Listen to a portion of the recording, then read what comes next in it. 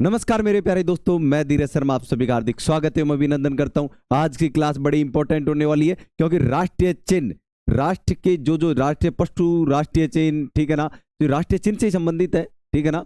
तो राष्ट्र के जितने भी संबंधित जितने भी इंपॉर्टेंट क्वेश्चन है भाई, ध्वज कौन सा है, ठीक है ना, पशु कौन सा है, पक्षी कौन सा है, राष्ट्रीय जीव कौन सा है, जलीय जीव कौन सा है, राष्ट्रीय नदी कौन सी है, खेल कौन सा है, राष्ट्रीय गीत, राष्ट्रीय गान, सब कुछ आज हम एक एक क्लास में पूरे में क्लियर करने वाले हैं। आप जुड़ जाइए, लगे रहिए और कंटिन्यू करते रहिए, ठीक है। तो देखिए, हम टॉपिक स्टार्ट करते हैं। उम्मीद है आप राजनीतिक विज्ञान की कंप्लीट क्लास ले रहे हैं, तो राजनीतिक विज्ञान की संपूर्ण क्लास के लिए लगातार जुड़े रहिए क्योंकि बड़ी इंपॉर्टेंट क्लास होने वाली है। देखिए, अभी आपके सामने टॉपिक आ चुका है।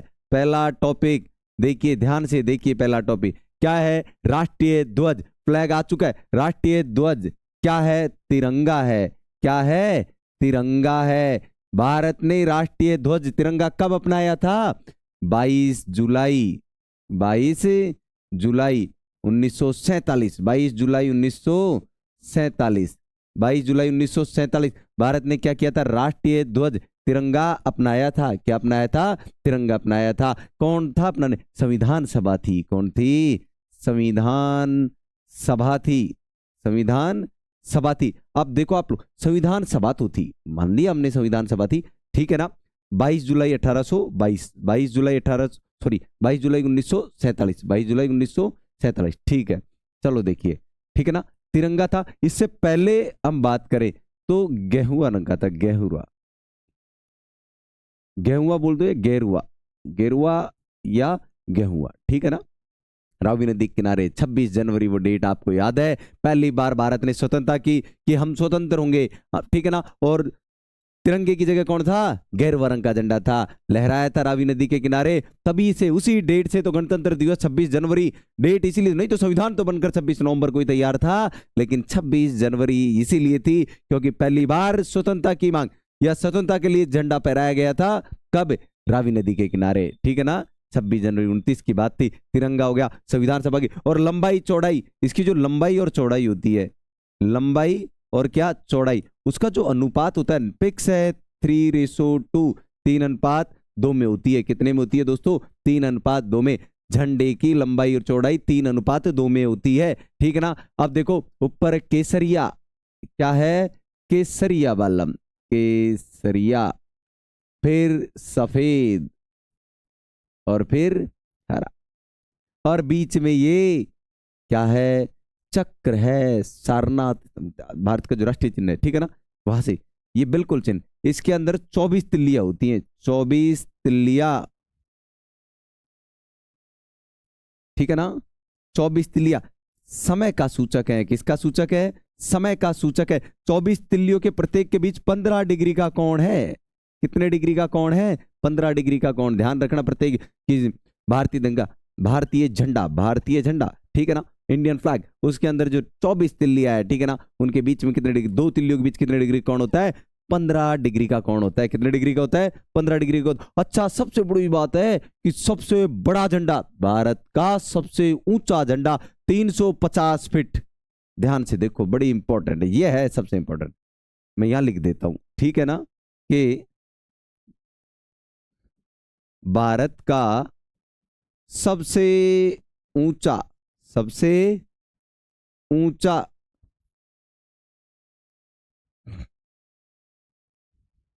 सबसे ऊंचा ध्वज, ठीक है, या हम झंडा कहे, तिरंगा कहे, क्या कहें? तिरंगा। कितना?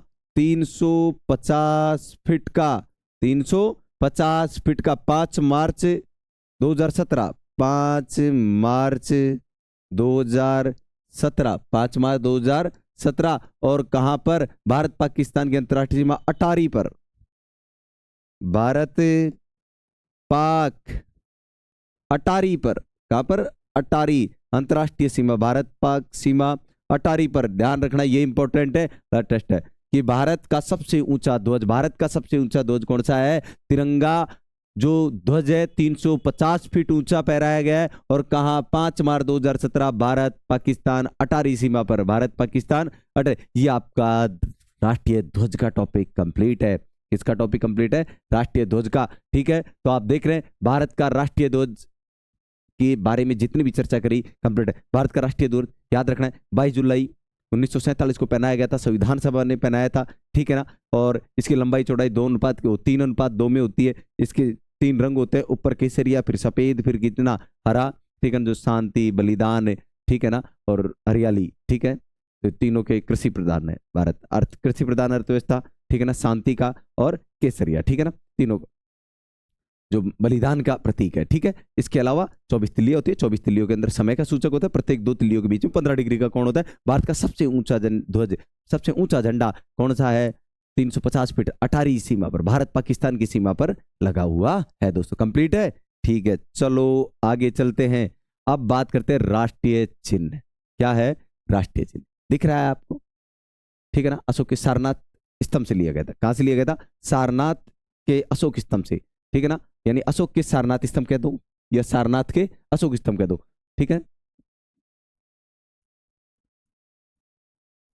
सारनाथ के अशोक स्तंभ से, कहां से? अशोक, या जो शिलालेख था ना सारनाथ में, जो शिलालेख था वहां पर है ये, ठीक है ना, अशोक स्तंभ, ठीक है ना, ठीक है।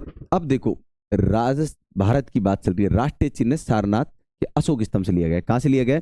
अशोक स्तंभ से लिया गया। अब इसके शीर्ष पर 4 सिंह, देखो शीर्ष पर 4 सिंह है। कितने सिंह है? 4 सिंह है शीर्ष पर, कोई दिक्कत नहीं है, देखो। और शासन और किसका? निर्भरता, ठीक है, निर्भीकता का संकेत है, ठीक है। 4 चीज है। अब ये देखो एक चक्र भी है, एक क्या है यहाँ पर बीच में? एक चक्र है, धर्म चक्र। धर्म चक्र कहते हैं, क्या कहते हैं? वही धर्म चक्र। और यहीं से तो लिया गया था ये सारनाथ स्तंभ के चिन्ह से, कहां लिया गया था? ध्वज के अंदर है, ठीक है ना। 24 तिल्लियां इसमें भी, कितनी तिल्लियां? 24 तिल्लियां है। कितनी तिल्लियां है दोस्तों? 24 तिल्लियां है। और नीचे देखो एक, तो क्या दिख रहा है आपको?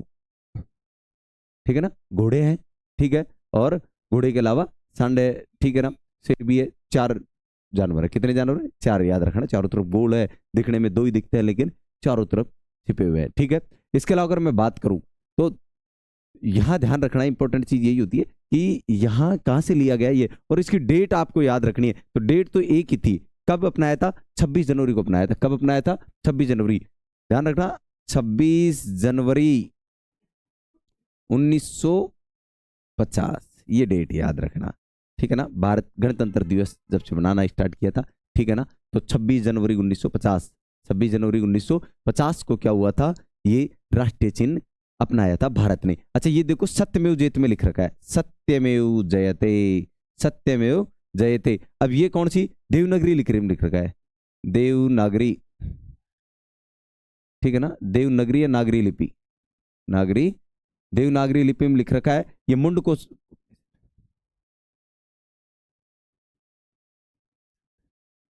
कहां से है? मुंड को अपने देवनागरी लिपि है। कौन सी है? देवनागरी लिपि है, ठीक है ना। सत्यमेव जयते, सत्यमेव, सत्य की हमेशा विजय होती है, सत्य की हमेशा विजय होती है। आगे देखिए राष्ट्रीय गान, क्या गया? राष्ट्रीय गान, जन मन गण अधिनायक। सबसे मेन चीज होती है 52 सेकंड का समय। कितने सेकंड का? 52 सेकंड का क्या होता है? समय होता है। कितने सेकंड का समय होता है राष्ट्रीय गान? 52 सेकंड का। और रविन्द्रनाथ टैगोर कौन थे लिखने वाले? रविंद्रनाथ टैगोर, ठीक है ना। और अपनाया कब था? 24 जनवरी 1950। अच्छा ये कांग्रेस का डिवीजन 1911 पहले भी गाया गया था, ध्यान रखना, ये बड़ी इंपॉर्टेंट है, ठीक है ना। यानी पहले का भारतीय कांग्रेस का जो हुआ था 27 नवंबर 1911 की बात थी। कब की बात थी? दिसंबर था 27, लिख देता हूं चलो यार, 27 दिसंबर 1911 कांग्रेस, भारतीय कांग्रेस का अधिवेशन, कांग्रेस का कलकत्ता अधिवेशन, कांग्रेस का कलकत्ता अधिवेशन। कांग्रेस के कलकत्ता अधिवेशन में 1911 में ही इसको राष्ट्रीय गान को एक बार गा लिया गया था। यानी सबसे पहली बार, पहली बार मैं बोल देता हूं यहाँ, पहली बार, पहली बार, पहली बार अगर इसको बोला गया था। अच्छा ध्यान रखना ये आपको जानते ही हो, क्योंकि लिखा गया था जो बांग्ला भाषा में, किस में लिखा गया था? बांग्ला भाषा में लिखा गया था, बाद में इसको चेंज कर दिया गया था ये, ठीक है। अब देखो चलते हैं, कब अपनाया गया? 24 जनवरी 1950 को। रविंद्रनाथ टैगोर ने 52 सेकंड का पूरा ये है ही, ठीक है ना। जनगण मन कौन सा है जनगण मन? यही पूछा था किसने लिखा, रविन्द्रनाथ टैगोर ने। कौन सी भाषा में लिखा? बांग्ला भाषा में लिखा गया था। कितने सेकंड? 52 सेकंड लिया था। 24 जनवरी 1950 को अपनाया गया। पहली बार कब इसका उच्चारण किया गया, बोला गया? तो 27 दिसंबर 1911 की बात थी। कलकत्ता का कांग्रेस अधिवेशन, कांग्रेस का कलकत्ता अधिवेशन, अधिवेशन लिख लेना, ध्यान रखना, अधिवेशन, ठीक है ना। और पहली बार कब? पहली बार। ये हमारा क्या हो गया, राष्ट्रीय गान के ऊपर चर्चा हुई थोड़ी सी, ठीक है ना। अब बात करते हैं राष्ट्रीय गीत। किसकी बात करते हैं? राष्ट्रीय गीत की बात करते हैं। समझिए, वंदे मातरम क्या है? वंदे मातरम लिखने वाले कौन थे? बंकिम चंद्र चट्टोपाध्याय। बंकिम चंद्र चट्टोपाध्याय, ठीक है ना। बंकिम चंद्र चट्टोपाध्याय, बंकिम चंद्र चट्टोपाध्याय, इन्होंने क्या लिखा था? वंदे मातरम। क्या लिखा था? वंदे मातरम। जिसे क्या बना गया था? अच्छा, ये भी ध्यान रखना, पहले संस्कृत भाषा में थे, ये माना जाता है। ये भी क्या था? संस्कृत भाषा में था। वो ही 24 जनवरी और 1950, 24 जनवरी 1950 को क्या कर लिया गया था? अपना लिया गया था। बंकिम चंद्र चट्टोपाध्याय, संस्कृत में लिखा था इन्होंने, बाद में 24 जनवरी 1950 को क्या करा था? अपनाया था। ठीक, बहुत पहले ही लिखे थे पीछे, ठीक है ना। 8 अप्रैल को इनका क्या हो गया था? निधन हो गया था। डेट 1894, ठीक है। अब देखिए आप लोग, नेक्स्ट पर चलते हैं। अब आ जाते हैं राष्ट्रीय पंचांग। राष्ट्रीय पंचांग पे अगर हम चर्चा करते हैं, किस पर चर्चा करते हैं? राष्ट्रीय पंचांग। ग्रीगियन कैलेंडर आप जानते हैं, कौन सा? ग्रीगियन कैलेंडर, ग्रीगियन कैलेंडर, कौन सा? ग्रीगियन कैलेंडर तो था ही, इसके साथ में क्या अपनाया गया था? ध्यान रखना है आपको, शक संवत। कौन सा? शक संवत, शक संवत, कौन सा था? शक संवत था, ठीक है ना। और कब अपनाया था? 22 मार्च 1957, 22 मार्च 1957, ये डेट याद रखना, 22 मार्च 1957, 22 मार्च 1957, शक संवत, शक संवत, ग्रीगियन कैलेंडर, ग्रीगियन कैलेंडर और प्लस में शक संवत, इसे दोनों को मिलाकर ग्रीगियन कैलेंडर चल रहा है, शक संवत में चलता ही है राष्ट्रीय पंचांग ही। अच्छा, देखते हो आगे, देखते हैं कहां से? पहला महीना चैत्र से, कहां से? चैत्र से स्टार्ट होता है और कहां आकर फागुन में खत्म हो जाता है, ठीक है ना। चैत्र वैशाख, ध्यान से सुना, ये लिखे हुए हैं आप देखो, चैत्र वैशाख ज्येष्ठ आषाढ़ श्रावण भाद्रपद अश्विन कार्तिक अग्रहण यानी मंगसर, ठीक है ना, पौष माघ और फागुन, ठीक है। अगर भारत की नई साल, नई साल किसकी बात करें? नई वर्ष या नई वर्ष कहां से स्टार्ट होती है? लगभग 22 मार्च से। कहां से होती है? 22 मार्च से। कहां से? 22 मार्च से स्टार्ट होती है, ठीक है ना। शुक्ल पक्ष, एक शुक्ल पक्ष से चैत्र के जो 15 दिन निकलने के बाद में होती है, तो लगभग 22 मार्च को माना जाता है भारत की नई साल, यानी भारतीय कैलेंडर के अनुसार, शक संवत के अनुसार, ठीक है ना। 22 मार्च की बात होती है, कब की चलती है? 22 मार्च, ध्यान रखना। चैत्र वैशाख ये वाला महीने 12 महीने इनके अकॉर्डिंग चलता है, इनमें भी दिन लिखे हुए आप देखो, चैत्र 30 31 का हो सकता है, 31, ठीक है ना, 31 31 31 31 30 30 30 30, अच्छा करके वही दिन, वही 365 होते हैं दिन, वही कितने होते हैं? 365, ठीक है। ये क्या है हमारा राष्ट्रीय पंचांग। कब अपनाया था? 22 मार्च 1957 को अपनाया था, शक संवत और ग्रेगोरियन कैलेंडर, ठीक है ना। और चैत्र से स्टार्ट, फागुन में खत्म, 22 मार्च से नई साल स्टार्ट होती है भारतीय पंचांग के अनुसार, ये ध्यान रखना है आपको। राष्ट्रीय पशु, राष्ट्रीय पशु की बात करते हैं, ठीक है ना। राष्ट्रीय पशु क्या है? बाघ। राष्ट्रीय पशु क्या है? बाघ। अब देखो, बाघ से पहले की अगर मैं बात करूं तो राष्ट्रीय पशु बाघ तो है ही, क्या है? बाघ है। लेकिन इससे पहले ध्यान रखना, कोई पूछ लेना, ये तो 1973 में बना था। कब बना था? 73 में। बाघ परियोजना चलाई थी, क्या चलाई थी? बाघ परियोजना। जब ये 73 में बना था, अप्रैल 73 में, कब की बात थी? अप्रैल 73 की बात थी, ये ध्यान रखना। लेकिन इससे पहले, यानी इससे पहले शेर था राष्ट्रीय, ये ध्यान रखना है आपको। राष्ट्रीय पशु पहले कौन था? शेर था। लेकिन अप्रैल 1973 से किसको बना दिया गया? बाघ को बना दिया गया। फिर बाघ परियोजना चलाई गई थी, उसके तहत भारत के अंदर बहुत सारे क्या जो अभ्यारण्य थे उनके अंदर बाघ के लिए एक योजना चलाई, परियोजना चलाई, वहां पर बाघ रखे गए, ठीक है ना, उनका पालन किया गया, ठीक है। और इसका वैज्ञानिक नाम, वैज्ञानिक पैंथेरा ट्रिगिस, ठीक है ना, पैंथेरा ट्रिगिस वैज्ञानिक नाम है। क्या है? वैज्ञानिक नाम पूछ लिया जाता है बहुत एग्जाम, वैज्ञानिक नाम, ठीक है ना। जैसे राजस्थान की तो कोई एग्जाम हो, राजस्थान के एग्जामों के अंतर्गत तो राजस्थान के जितने भी वृक्ष है, ठीक है ना, पशु पक्षी जितने, सबके वैज्ञानिक नाम पूछते हैं। लगभग हर दूसरे एग्जाम के अंदर एक वैज्ञानिक नाम आ ही जाता है। तो ये बाघ के बारे में था। किसके बारे में था? राष्ट्रीय पशु, ठीक है ना। बाघ परियोजना स्टार्ट की गई, जैसा कि आपको पता है, कब? अप्रैल 1973। और बाघ को कब अपनाया था? अपनाया अपनाया यानी राष्ट्रीय पशु घोषित किया, अपनाया या घोषित किया। दिख रहे हो ना, डेंजर है, लग रहा है ना। नमस्कार कर चलो, ठीक है, तो डर लगता है भाई। अजय, अब देखो राष्ट्रीय पक्षी, राष्ट्रीय पक्षी देखो कितना सुंदर, इससे ज्यादा सुंदर तो कुछ हो ही नहीं सकता। हंस के जैसे, हंस के जैसे सुंदर, किसके जैसे, हंस के जैसे सुंदर, हंस के जैसा सुंदर। लंबी गर्दन, लंबी गर्दन। और देखो ये क्या बोलते हैं, ऊपर बिल्कुल सिर के ऊपर ऐसे मयूर पंख, छोटे छोटे मयूर पंखों की, अगर सिर के ऊपर देखे, किसके ऊपर देखे, सिर के ऊपर, तो सिर के ऊपर क्या लगी हुई है, एक जैसे कि ऊपर देखो, देखने कितनी सुंदर लग रही है ये, दिख रही है ना, मयूर पंखों की, बहुत सुंदर है। मयूर रंग भी, बस एक पैर से थोड़ा सा इसे दिक्कत लगती है, तो क्या है, भारतीय मयूर, भारतीय मयूर, भारतीय मयूर, जैसे तो आप मोर कहते हो, क्या कहते हो, मोर कहते हो, ठीक है। देखते जाइए, बड़ा इंपॉर्टेंट टॉपिक चल रहा है। और कब अपनाया था, 26 जनवरी 1963 को, 26 जनवरी 1963, 26 जनवरी 1963 को क्या करा, इसे अपना लिया गया था, ठीक है ना।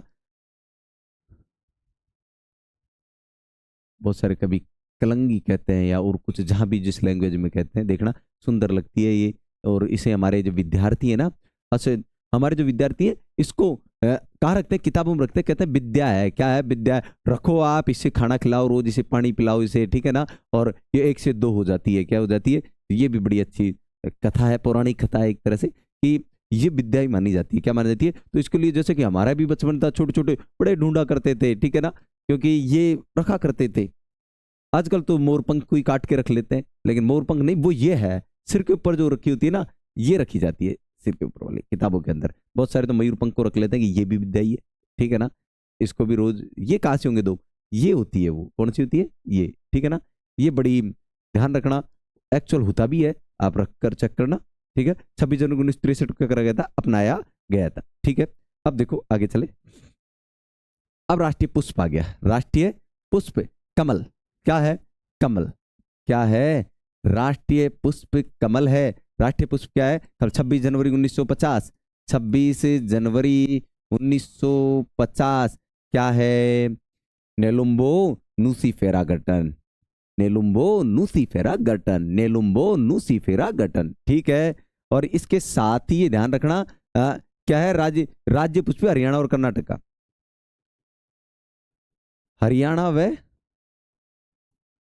कर्नाटक का राजकीय पुष्प है, ये भी याद रखना आपको। हरियाणा और यहाँ का क्या है, राजकीय पुष्प है, कौन सा, कमल की बात कर रहे थे हम, किसकी बात कर रहे थे, कमल की। देखो दोस्तों, बड़े इंपॉर्टेंट टॉपिक चले हुए, आप लगातार बने रहिए, देखते रहिए, क्योंकि संपूर्ण जितने भी राष्ट्रीय चिन्हों से संबंधित क्लास है, एक ही क्लास में आपको कंप्लीट कराया है, तो आप लगातार बने रहिए, देखते रहिए। अब देखते हैं, आगे चलते हैं हम, आगे आइए आप लोग, नेक्स्ट पर अगर हम चले तो चर्चा करते हैं राष्ट्रीय वृक्ष। ये वैज्ञानिक नाम आप जरूर याद करना, ठीक है ना, फिक्स बेंगोलेसिस, ठीक है ना, बेंगलेसिस भी होता है, बेंगोलेसिस बहुत जगह अलग अलग मिल जाएगा, लिखा हुआ किताबों के अंदर। ये वैज्ञानिक नाम हो गया। और वैज्ञानिक नाम, चलो कहोगे बताया, नाम तो नहीं बताया, नाम है बरगद, नाम है बरगद, दिख रहा है ना, राष्ट्रीय पुष्प। देखो ये बरगद को कब बनाया था, 1950 में बनाया था भाई, ध्यान रखना। और लगभग 1950 की बात आती है तो 26 जनवरी 24 जनवरी 26 जनवरी के बाद ही, तो 1950 में बरगद को अपनाया था, ठीक है ना। देख रहे हो ना, इसकी जो ये टहनियां जमीन में आ जाती है, जमीन में डलने के बाद एक नया नीचे से जमीन से जुड़ जाती है, फिर जड़ें और फैल जाती है, नीचे से ऊपर ऐसे बिल्कुल ऐसे खड़े सेट हो जाते हैं, ठीक है ना। पुराने जमाने में वो करते थे, इसे अमर माना जाता है, क्या माना जाता है, क्योंकि ये जड़ें आ जाती है फिर ऊपर आ जाता है। बरगद को हमेशा अमर मानते हैं, क्या मानते हैं, अमर। कौन से वृक्ष को माना जाता है, ये ध्यान रखना, तो बरगद को, किसको माना जाता है, बरगद को अमर माना जाता है, बरगद को क्या माना जाता है, अमर माना जाता है। 1950 से ही था ये भी, किससे था, 50 से। तो राष्ट्रीय वृक्ष की बात हो गई है, राष्ट्रीय वृक्ष याद रखना है, ठीक है ना, नेशनल ट्री। राष्ट्रीय फल बड़ा है सुंदर, सबके मुंह में लार आ जाएगी, आप पानी आ गया कि क्या आ गया, आम आ गया, क्योंकि है ही इतना स्वादिष्ट। जब हम किसकी बात करें, चीन यात्री हेनसांग और अलेक्जेंडर, अलेक्जेंडर और प्लस में चीन यात्री हेनसांग, तो उन्हीं के मुंह में पानी आ गया तो हम कौन से, बड़ी बात है। विदेश से आए आम को देखकर मुंह में पानी आ गया। उन्होंने ही इसकी बड़ी तारीफ की थी, चीन यात्री हंसांग और अलेक्जेंडर ने इसकी तारीफ की थी। मैग्नीफेरा इंडिका वैज्ञानिक नाम और नाम है आम, नाम है आम। और अपनाया कब? 1950 में अपनाया। कब अपनाया? 1950 में। अलेक्जेंडर, चीन यात्री हंसांग, दोनों ने इसकी तकड़ी बड़ाई की थी। और मैं बात करूं मुगल बादशाह अकबर, मुगल बादशाह बड़े फैन थे आम के। कौन? अकबर। क्या करा? 1 लाख ही पेड़ लगा दिए, 1 2 नहीं 1 लाख पेड़ लगा दिए। दरभंगा बिहार, दरभंगा बिहार, क्या? बिहार, दरभंगा बिहार के अंदर 1 लाख पेड़ लगा दिए। क्या लगा दिए? 1 लाख पेड़ लगा दिए थे इन्होंने। लक्खी बाग जिसे कहते हैं, क्या कहते हैं? लक्खी बाग, क्योंकि 1 लाख, लाख बाग, लक्खी बाग। क्या कहते हैं? लक्खी बाग कहते हैं। पूछ लिया जाए बिहार में लक्खी बाग कहाँ है? बिहार के दरभंगा में है, बिहार के दरभंगा में। राष्ट्रीय फल हो चुका है आपका। अब आ जाइए 4 नवंबर 2008, राष्ट्रीय नदी गंगा नदी, राष्ट्रीय नदी गंगा नदी, राष्ट्रीय नदी गंगा नदी। देख रहे हैं कितनी सुंदर है। 4 नवंबर 2008 को भारत में राष्ट्रीय नदी घोषित कर दिया गया था। कहां किया गया था? हिमालय की गंगोत्री से निकली हुई है। कहां से निकली है? गंगोत्री, हिमालय, गंगोत्री हिमनद, गंगोत्री हिमनद कहते हैं, ठीक है ना। वहां से ये निकली है, जहां फिर इसका नाम क्या है? भागीरथ। क्या नाम है? भागीरथी। क्या नाम है? भागीरथी नाम है। और लगभग 25 यानी 2525 किलोमीटर इसकी लंबाई है। क्या है? लंबाई है। सबसे लंबी नदी भी कह सकते हैं आप इसको। क्या कहते हैं? लंबी नदी भी कह सकते हैं। और एरिया की तो बात करें, लाखों वर्ग किलोमीटर में इसका क्या फैला हुआ है? एरिया फैला हुआ है, ठीक है ना। और 4 नवंबर 2008 को इसको क्या कर लिया था? अपना लिया था। किसके रूप में? कि भाई भारत की सबसे लंबी नदी भी इसे ही कहते हैं। ध्यान रखना, मैं लिख देता हूं, भारत की सबसे लंबी नदी, भारत की सबसे लंबी नदी है ये मेरे दोस्तों। क्या है? भारत की सबसे लंबी नदी है, ठीक है ना। गंगा नदी कहते हैं। हिमालय के गंगोत्री हिमनद से जहाँ से ये निकलती है, इसका फिर नाम भागीरथी है। क्या नाम कहते हैं वहां पर जहाँ से निकलती है? भागीरथी कहते हैं। और लंबाई 2525 किलोमीटर, यानी 25-25 याद रखना। 25-25 और 20-20 चल रहे हैं, 25-25 खेलेंगे। 20-20 से क्या खेलेंगे? 25-25, 25-25 चलेगा। सबसे लंबी हो जाएगी। जब 2020 में तो फिर भी स्टेडियम भी क्रॉस नहीं हो रहा, ठीक है ना। 1-2 बॉल स्टेडियम छत पे डल रही है, तो अच्छा क्रॉस तो नहीं किया। लेकिन जब 25-25 चलेगा सबसे लंबे जाएंगे। याद रखना, जब 25-25 चलेगा सबसे लंबे जाएंगे। लंबे जाएंगे तो सबसे लंबी नदी आ जाएगी। क्या आ जाएगी? गंगोत्री, गंगा नदी। कौन सी? गंगा नदी। चलो यहां तक कोई दिक्कत नहीं है ना। चलो राष्ट्रीय खेल, राष्ट्रीय खेल हॉकी। अच्छा, इसके पीछे बड़ी जोरदार कहानी है, समझना एक बार। आप कहो कि कब से अपनाया? कोई डेट नहीं है अपनाने की, कोई डेट नहीं है। मेजर ध्यानचंद का जन्मदिन जरूर था 29 अगस्त का। मेजर ध्यानचंद,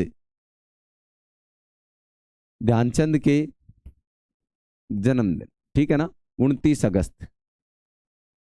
इसी दिन क्या कहते हैं? हॉकी दिवस। क्या बना दिया? राष्ट्रीय खेल दिवस या हॉकी दिवस? राष्ट्रीय खेल दिवस कह सकते हो। राष्ट्रीय खेल दिवस, राष्ट्रीय खेल दिवस कब मनाया जाता है? 29 अगस्त को मनाया जाता है, मेजर ध्यानचंद के जन्मदिन के दिन। मेजर ध्यानचंद के जन्मदिन के दिन। अब देखो 1957 से पहले, 1957 से पहले, लगभग 1868 से 1957 से पहले की बात है, जब तक 6 गोल्ड मेडल जीत लिए। 1957 से पहले पहले 6 गोल्ड मेडल जीत लिए थे भाई हॉकी में भारतीयों ने। कितने गोल्ड मेडल जीत लिए थे? 6। और उसी के देखते हुए क्या करा गया है? 6 गोल्ड मेडल जब भारत जीत गई थी तो उसी को देखते हुए हॉकी रख दिया गया, ठीक है। 2 डेट आपको याद रखनी है, एक तो 1925, एक 1928, ठीक है ना। 1925 और 1928। 1925 की बात करूं मैं तो ग्वालियर में, कहां पर? ग्वालियर, ठीक है। और ग्वालियर में क्या? भारतीय हॉकी फेडरेशन, भारतीय हॉकी फेडरेशन, भारतीय हॉकी फेडरेशन और अंतर्राष्ट्रीय हॉकी फेडरेशन, ये याद रखना है।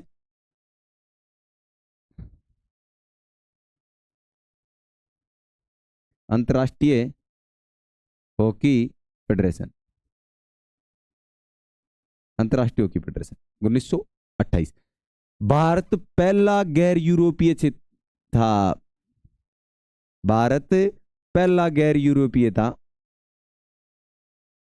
भारत पहला गैर यूरोपीय देश जो किसमें शामिल हुआ, क्या हुआ, शामिल हो गया था किसमें, अंतर्राष्ट्रीय हॉकी फेडरेशन में 1928 में भाग लिया, जब तो भारत स्वतंत्र नहीं होता उससे पहले ही हॉकी फेडरेशन में क्या था, अंतर्राष्ट्रीय हॉकी फेडरेशन के अंदर सम्मिलित हो गया था, सदस्य था ये 1928 में, और 1925 में ग्वालियर भारतीय हॉकी फेडरेशन की क्या हो गई थी, नींव रख दी गई थी। ठीक है, आगे देखते हैं, राष्ट्रीय मुद्रा की बात करते हैं, किसकी बात करते हैं, राष्ट्रीय मुद्रा, ध्यान रखना पहले अलग चला करती थी, लेकिन 15 जुलाई, लेकिन कब की बात थी, 15 जुलाई 2010, 15 जुलाई 2010।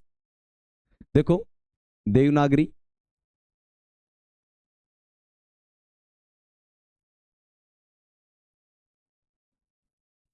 और प्लस में रोमन, रोमन की बात करें और इसकी बात करें, ये आर और ये आर दोनों से मिलकर क्या बढ़ा दिया, ये आर। 15 जुलाई 2010, 15 जुलाई 2010, 15 जुलाई 2010 को देवनागरी आर और रोमन आर सेट कर दिया गया। ठीक है ना, क्या ये मुद्रा, भारतीय मुद्रा का क्या बना दिया गया, सिंबल ये है। अब कौन सा है ये, यानी ध्यान रखना क्या पूछ लिया जाता है, कौन कौन सी लिपि से मिलकर, देवनागरी और रोमन लिपि दोनों से मिलकर ये सिंबल बनाया है, अंग्रेजी का आर तो रोमन और देवनागरी हिंदी का रे, दोनों से मिलकर क्या बना दिया, ये वाला, ये भारतीय मुद्रा, रुपया, रुपये, भारतीय रुपये का, ठीक है ना, रुपये का सिंबल क्या हो गया, अब ये हो चुका है। चलो आगे चलते हैं थोड़ा सा।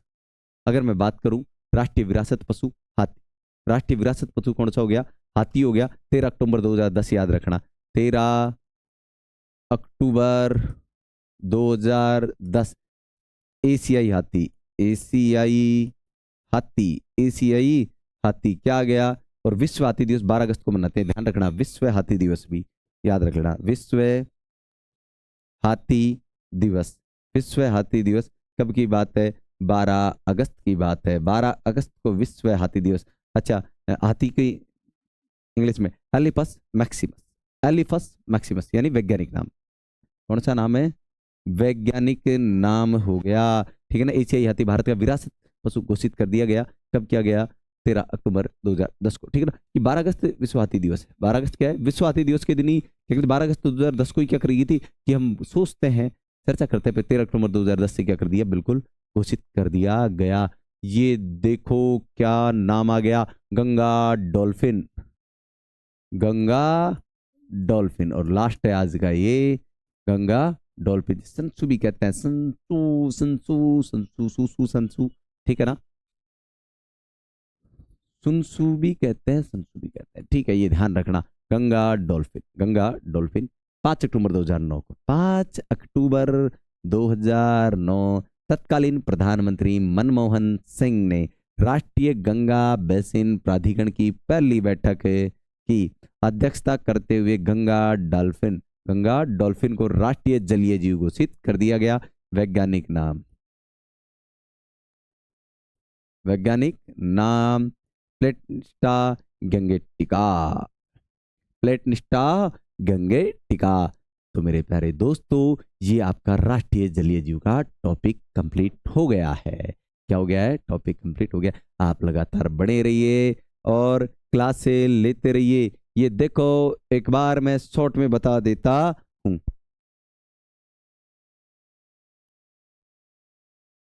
देखिए भाई दोस्तों, एक बार देखना, ध्यान से सुनना, हमने अभी पढ़ा, देखते जाना आप भाई, जितना पढ़ा मैं आपको बता देता हूं।